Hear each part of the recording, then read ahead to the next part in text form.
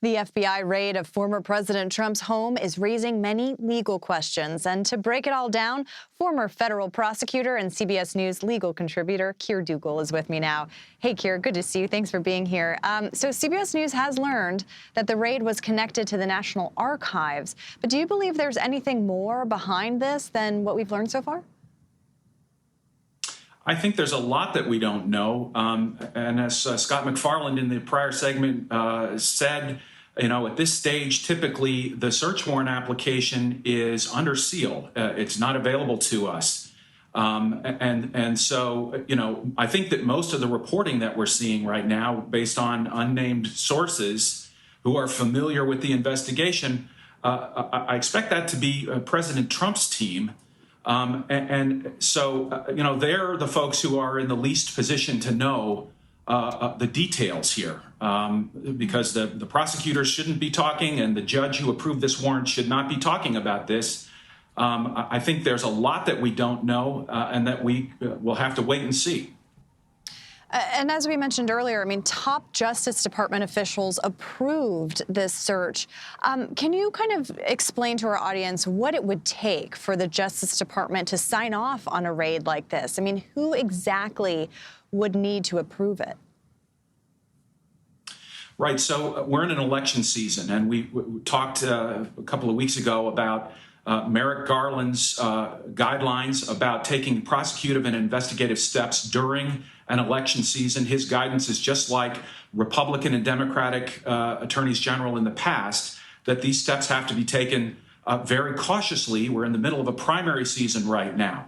So the guidance specifically says prosecutors must consult with the public integrity section in Washington. But in a case like this, involving a former president, I would have expected that the approval to go all the way to the very top of the Justice Department, to the presidential appointee level. And I'm glad to hear that we've confirmed that. I would have expected nothing less for a search of this type. Yeah, that's really important, especially since in the absence of information about this, the vacuum has been filled by a lot of politicians saying a lot of things. So kind of to make clear that that is the order there. Kind of on that note, are there differences between the way that a raid might be conducted for a former president's home versus the home of someone that's more low profile? I know we haven't seen this kind of thing before, but what would be the differences there, if any? Right. Well, we've seen some reporting around this. And first of all, and I understand from the reporting that the searching agents coordinated with the Secret Service. The ordinary person doesn't have a Secret Service protection detail.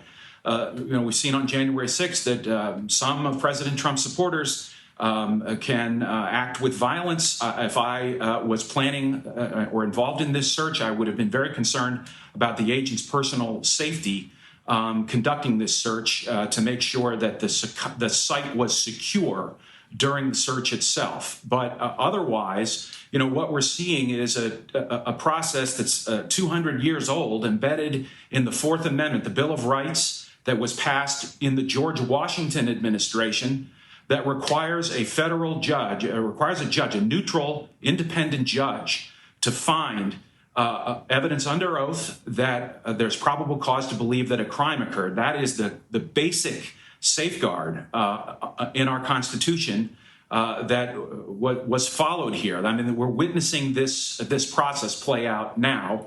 Unfortunately, we don't have as much information that as we would like. And Kier, what would be the consequences of Trump potentially breaking the law as it pertains to the removal of those official records? Right. So, look, there are federal statutes that make, breaking the law, handling classified documents like this, doing it in an illegal way, make it a felony, a serious felony, 3 years, perhaps 5 years. The issue that I know people are debating right now is whether or not that could also lead to his disqualification from office under one of those congressional statutes. I believe that's a tough sled, because the Constitution itself provides specific authority for when a president should be disqualified. The impeachment clause, and in the 14th Amendment, the insurrection clause. Because the Constitution has spoken explicitly and is the document that sets forth qualifications for the president, I think it would be a tough sled to disqualify Mr. Trump from future office based upon a statute, a mere congressional statute. The Constitution is the supreme voice on this topic.